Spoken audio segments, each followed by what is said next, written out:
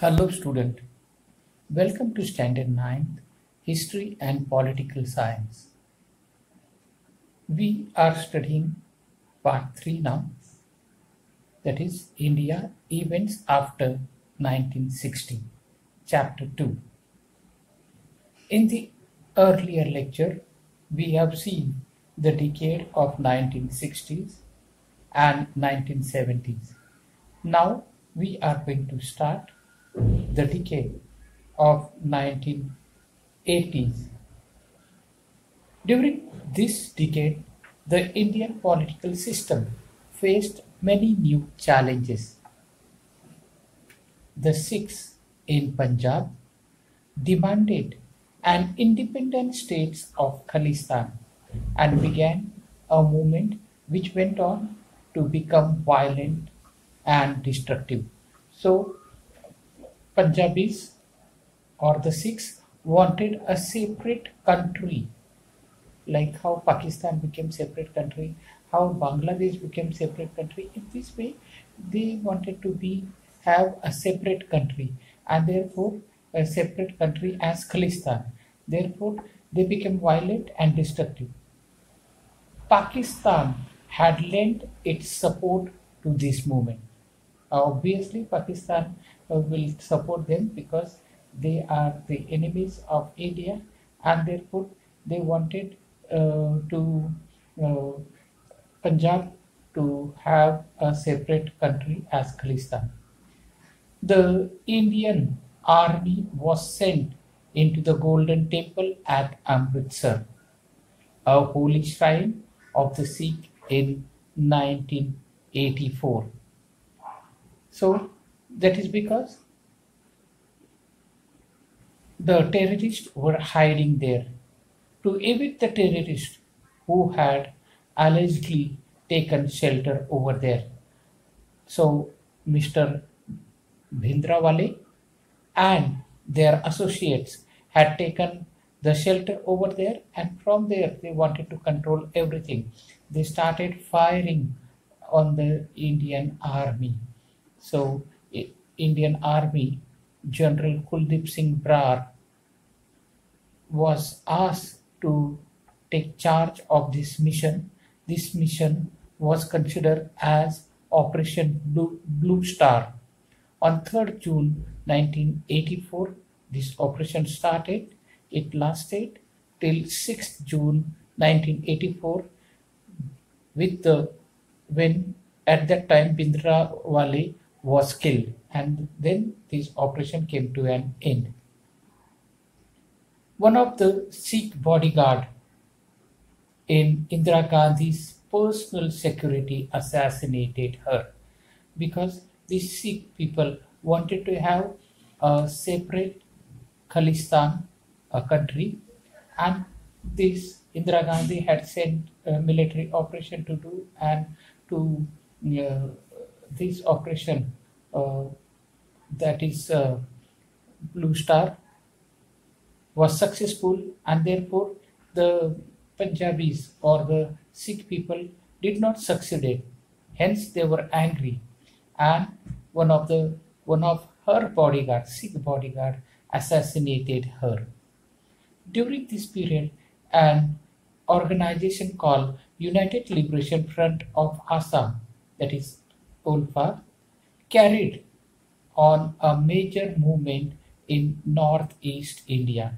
Again, there was unrest in Assam too. Right after Indira Gandhi's assassination in 1984, Rajiv Gandhi became the Prime Minister of India. Rajiv Gandhi was the son of Indira Gandhi. He tried to make several reforms in the fields of Indian economy and that of science and technology. So he tried his best. He took the lead in solving the issue of the Tamil majority in Sri Lanka. Tamil minority in Sri Lanka. So he wanted to solve this issue. He promoted the idea of a united Sri Lanka with internal autonomy.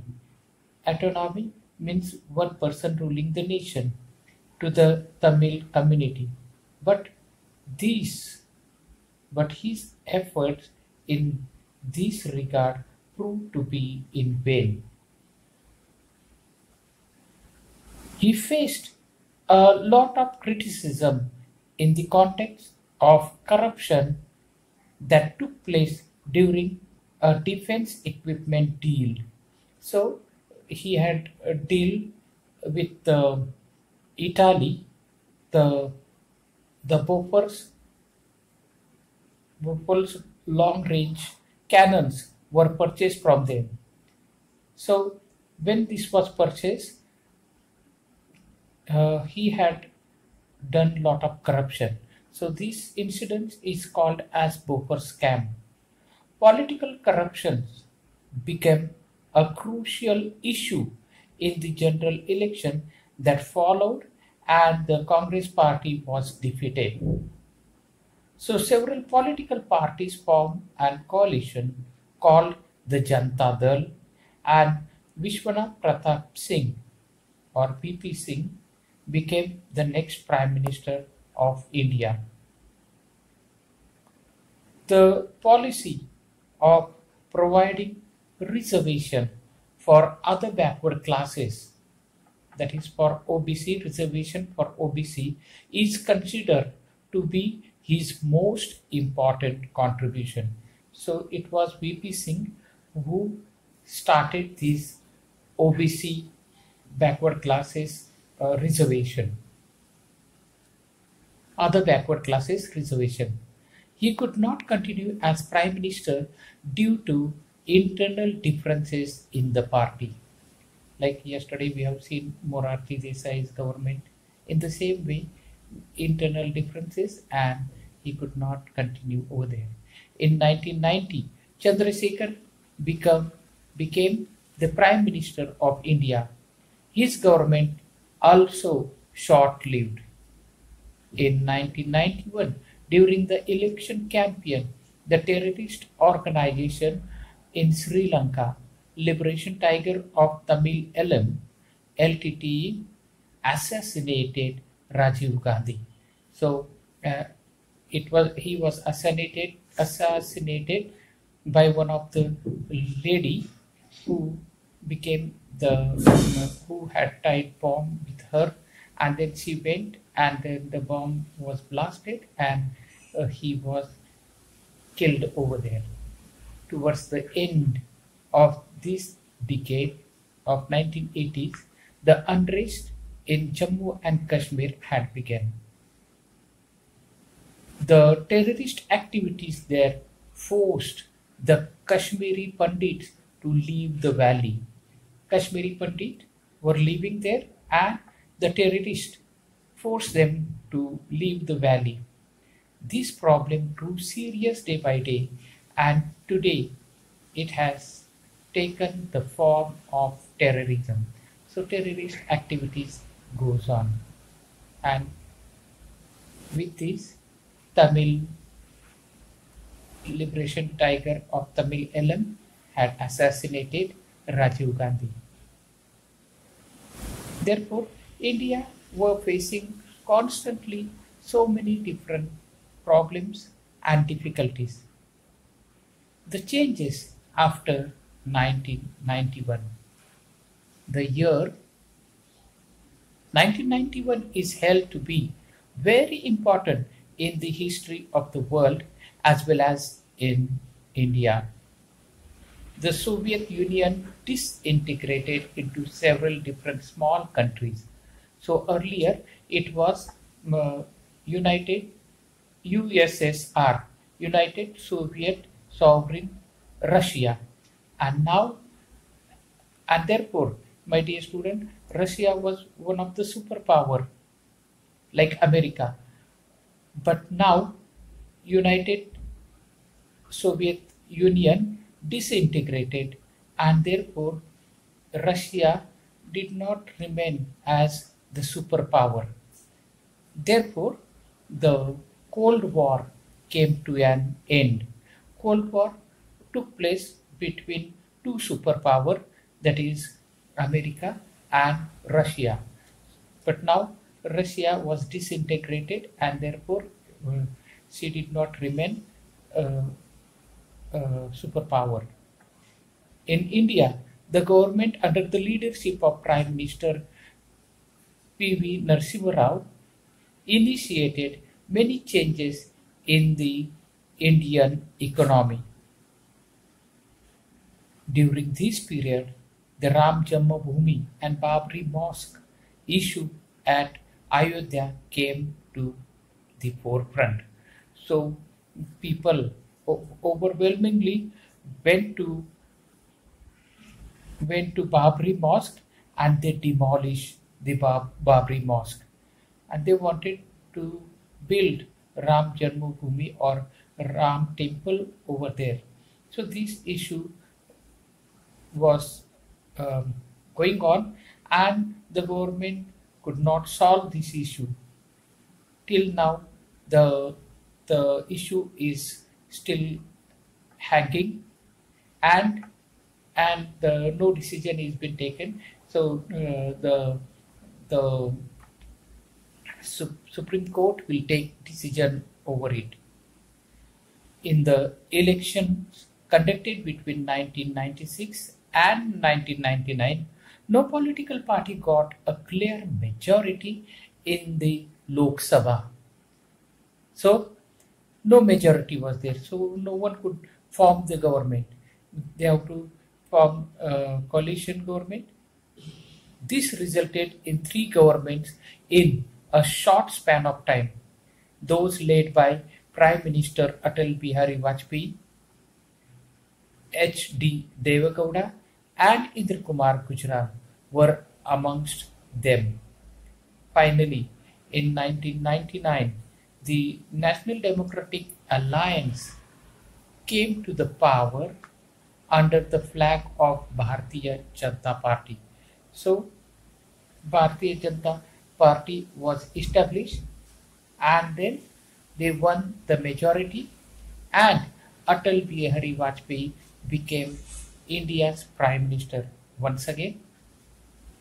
Atal Bihari Vajpayee tried to establish a dialogue with Pakistan, but it was in vain.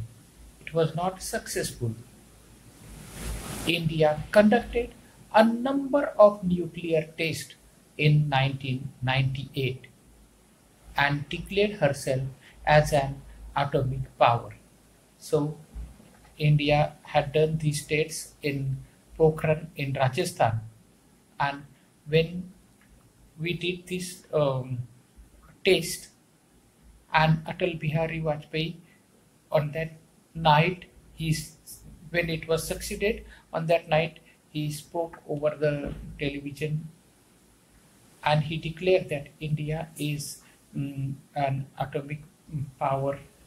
India holds atomic power, and therefore America, when they heard this, they declared economic sanction on India. So, Atal Bihari Vajpayee at that time, he also said that we already have atomic power, but we will not use it for the first. That means if any country attacks, unless they attack on us with nuclear power, then only we will use the nuclear power. Otherwise, we are not going to use it for the first. In 1999, there was another war between India and Pakistan in Kargil region over the Kashmir issue. So, constantly Pakistan wants to control Kashmir, and they have already occupied part of Kashmir.